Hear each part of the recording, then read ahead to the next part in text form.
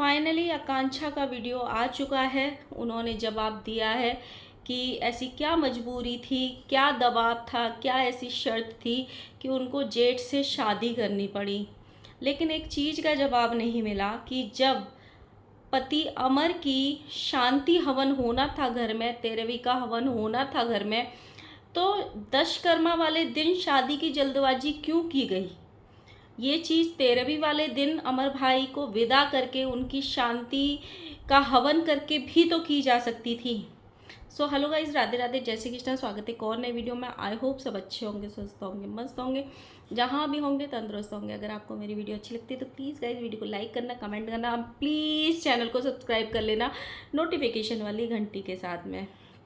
So guys, कल मैंने आकांक्षा का एक वीडियो देखा था, 5-6 मिनट का उनका एक वीडियो आया है जिसमें बहुत क्लियरली कुछ समझ नहीं आ रहा था, क्योंकि बैकग्राउंड साउंड शायद पंखे की आवाज़ या ऐसा कुछ साउंड बहुत ज़्यादा आ रहा था और वो इतना स्लो बोल रही थी कि कुछ भी समझ में ही नहीं आ रहा था कि वो बोल क्या रही हैं, बात क्या रख रही हैं।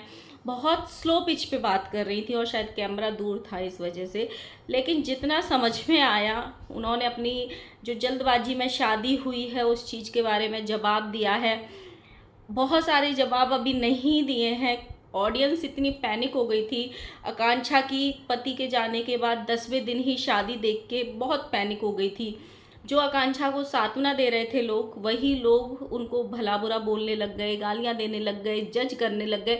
और ये होता ही है, ये कोई नई बात नहीं है, ये बहुत कॉमन चीज़ है कि जो आप दिखाओगे लोग उस पर रिएक्ट करेंगे। बहुत सारी जगह देखा होगा, अभी यूके राइडर वाला एक मैटर चल रहा है जहाँ पे बड़े बड़े यूट्यूबर्स आके ना ज्ञान दे रहे हैं कि ट्रोल मत करो, किसी को ट्रोल मत करो। बट मेरी एक सवाल है कि ट्रोलर्स को बुला के कौन लेके आता है? क्या ये ट्रोलर्स जो कमेंट करते हैं किसी के घर में घुस के जाते हैं पता करने कि आपके घर में क्या लड़ाई झगड़े चल रहे हैं? नहीं जाते ना। क्या कोई ट्रोलर्स ये पूछते हैं आपसे कि आप बताओ आपके घर में आपकी माँ से झगड़ा है कि बाप से झगड़ा है कि भाई से झगड़ा है? नहीं ना। जब ये यूट्यूबर्स अपने घर की लड़ाई को लोगों के सामने रखते हैं और उसको भुनाते हैं, चाहे वो फेक कंट्रोवर्सी हो, चाहे वो स्क्रिप्टेड हो, चाहे कैसे भी हो, जब ये माँ बापों तक को नीचा गिराते हैं या भाई बहन लड़ते हैं या भाई भाई लड़ते हैं और उसको कैश करते हैं, अपनी जेबें भरते हैं, तो यहाँ पे आपको हो सकता है 4 लोग अच्छा भी बोलेंगे, 10 लोग बुरा भी बोलेंगे। वो उस वीडियो पे रिएक्ट करते हैं कि तुम किस लेवल तक गिर रहे हो। वो घर में घुस के नहीं ट्रोल कर रहे हैं या घर में घुस के मैटर को नहीं जान के आते हैं। जब आपने गंदगी दिखाई, आपने अपने घर की लड़ाई झगड़े यहाँ पूरे सोशल मीडिया पे डाल दिए खुलेआम कि मेरी माँ इतनी बुरी, मेरा बाप इतना बुरा, मेरी बहन इतनी बुरी, मेरा भाई इतना बुरा, तब लोगों ने रिएक्ट किया कि कैसा बेटा है जो माँ बाप को नहीं छोड़ रहा है। तो सेम वही बात होती है, जो आप परोसोगे आपको रिटर्न में वही मिलेगा। ये ट्रोलर्स घर में घुस के कभी नहीं ट्रोल करते हैं। उनको किसी को किसी की लाइफ से कोई मतलब नहीं होता है। इसीलिए सोशल मीडिया एक ऐसी चीज़ है कि इस पे बहुत पैसा कमाने की रेस में इतना आगे मत बढ़ो कि अपनी सीमाएं लांघ जाओ, कुछ भी दिखाओ, चाहे वो फेक कंट्रोवर्सी हो या कुछ भी हो। सेम आकांक्षा वाले केस में हुआ। आकांक्षा के पति की बीमारी नहीं दिखाई, बताई नहीं गई ऑडियंस को, सीधे उनका जाना दिखाया गया, उनकी डेथ दिखाई गई, जिससे पब्लिक को शॉक लगा एकदम से।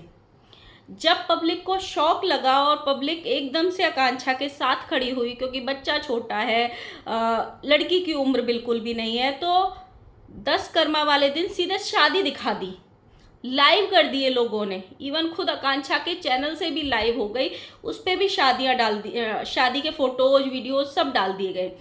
लेकिन वो वीडियो नहीं डाली गई जिसमें पंचायत बैठ के उसके सामने उससे वचन भरवा रही थी या उससे पूछ रही थी कि तुमको इस शादी से दिक्कत तो नहीं है, तुम इसी घर में रह लो, इसी घर में शादी कर लो, तुम्हारा बच्चा यहाँ खुशी खुशी पल जाएगा, तुम इसी घर में रह जाओ।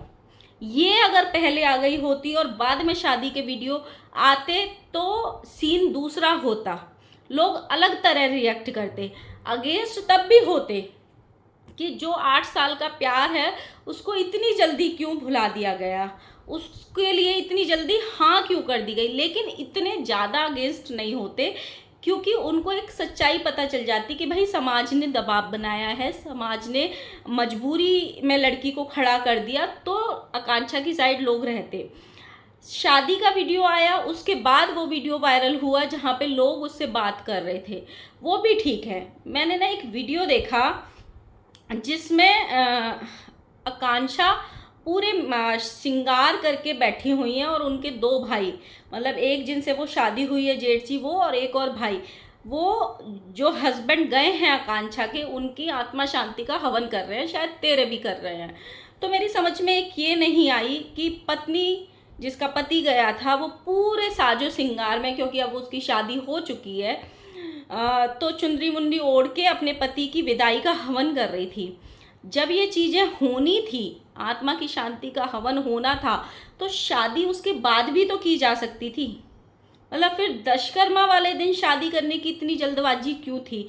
कम से कम अपने पति की पूरे विधि विधान से विदा कर देते, तब समाज ये शादी करता तो अच्छा लगता, लोग इतने अगेंस्ट में नहीं खड़े होते।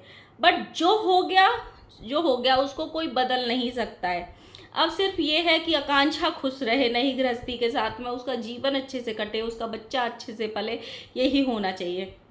साथ में आकांक्षा ने भी अपने वीडियो में यही बोला कि मुझे खुद नहीं पता चला कि क्या हो गया क्या नहीं हुआ, मुझे खुद लोगों के जवाब नहीं मिल रहे हैं, मैं खुद जवाब चाहती हूँ। एकदम से ये चीज़ें हुई, लोग वीडियोस डालना स्टार्ट कर दिए, चारों तरफ वीडियोस पढ़ने लग गई, और मेरे सासू माँ आएंगी कभी तब मैं डिटेल्स में बताऊंगी साथ में बैठ के कि क्या हुआ। साथ में उन्होंने यही बोला कि समाज ने मुझसे पूछा और या समाज ने ये प्रस्ताव रखा, तो उस दबाव में शादी की गई, और मेरा बच्चा बहुत छोटा है, अभी बहुत छोटा है। और ये कहीं ना कहीं सच है। जो लोग ये बोल रहे हैं ना अकेले ज़िंदगी कट जाती है, अकेले ज़िंदगी कट जा, बेशक कट जाती है, लेकिन हर कोई उतना हिम्मत वाला नहीं होता। उसने एक चीज़ बोली थी आकांक्षा ने अपने वीडियो में कि मैंने एक लड़के के लिए अपने माँ बाप को छोड़ा था, अपना परिवार छोड़ा था, अपना समाज छोड़ा था, सब कुछ छोड़ा था, लेकिन जब वो लड़का मेरे जीवन से चला गया तब भी मेरे माँ बाप को तरस नहीं आया और वो लोग नहीं आए मुझसे मिलने। तो मैं कहाँ जाती, मेरे पास कोई उम्मीद ही नहीं थी, मेरे पास कोई उम्मीद ही नहीं थी। मेरे पास इस घर के अलावा कोई ऑप्शन ही नहीं है। शायद यही सबसे बड़ा रीज़न था कि समाज ने उसी चीज़ का दबाव बनाया हो। तो बहुत सारी ऐसी सिचुएशंस होती हैं जो बाद में सामने आती हैं, बाद में छन छन के चीज़ें सामने आती हैं, पहले पूरा बवंडर मच जाता है। और ज़िंदगी कहने को इतनी सी है, कहने को इतनी सी है, पल भर में ख़त्म हो जाए, कुछ नहीं पता चला। आज इंसान अभी बैठा है, आप लोग अभी हम कॉल पे बात कर रहे हैं, अगले पल कॉल आ जाता है कि वो इंसान दुनिया में नहीं है। मतलब इतनी छोटी ज़िंदगी है कि इंसान 2 मिनट में तस्वीर में लटक के रह जाता है। और कहने को बहुत पहाड़ सी ज़िंदगी है, बहुत पहाड़ सी ज़िंदगी है। इतना आसान नहीं होता है अकेले अपने बच्चे को पालना, बड़ा करना, समाज से लड़ना। क्योंकि अकेली औरत पे जो आज लोग सांत्वना दे रहे हैं, कल वही लोग लांछन भी लगाते हैं। और वही लोग नहीं, हम तुम ही समाज हैं, कोई तीसरा नहीं आता है। वो उस घर में जेठ के साथ हंसेगी तो लोग उसको जज करेंगे, वो देवर के साथ हंसेगी तो लोग जज करेंगे, सड़क पे निकलेगी तो लोग जज करेंगे। ये सारी चीज़ें होती हैं। तो एक तरीके से चीज़ें अच्छी हुई, कोई भी इसके अगेंस्ट में नहीं है कि शादी क्यों की दूसरी, बट इतनी जल्दबाजी में हो गई, लोगों को वो थोड़ा हर्ट हुआ कि एटलीस्ट 1 महीने का, 1.25 महीने का टाइम होना चाहिए था। बट फिर वही वाली बात आ जाती है कि एक तरफ पूरा समाज खड़ा हो, पूरे घर वाले खड़े हों, और एक तरफ जिसने 10 दिन पहले अपना पति खोया हो, वो लड़की गोदी में लेके बच्चा खड़ी हो और उससे सवाल पूछा जाए तो शायद वो क्या अच्छे अच्छे हिम्मत वाले हार जाएंगे। और जिसके पीछे कोई ना हो, ना माँ बाप, ना भाई बहन, ना कोई हो, तो अच्छे अच्छे इंसान हार जाएंगे। उन लोगों के सामने हाँ में हाँ मिलाने को मजबूर हो जाएंगे जब आपके सामने एक सिचुएशंस रख दी जाएंगी। तो वही चीज़ें हुई। फ़िलहाल जो भी हुआ, बस आगे की ज़िंदगी उनके लिए आसान रहनी चाहिए। अब देखते हैं आगे आगे वो कैसे जवाब लेके आते हैं, क्या करते हैं। बट मुझे ये चीज़ बहुत अजीब लगी सच में, कि जब ये 13वीं वाली आत्मा की शांति वाली पूजा होनी थी, तो ये दशकर्मा की बजाय उस दिन विदा करने के बाद भी शादी की जा सकती थी। एटलीस्ट एक पत्नी को ये अधिकार होता कि वो उसी रूप में अपने पति को विदा करती। जब वो बैठी थी ना तस्वीर के सामने पूरे श्रृंगार में अपने पति को विदा देने, तो थोड़ा बहुत अजीब लग रहा था। लोग बहुत कमेंट कर रहे थे, तो वो देखने में भी अजीब लग रहा था।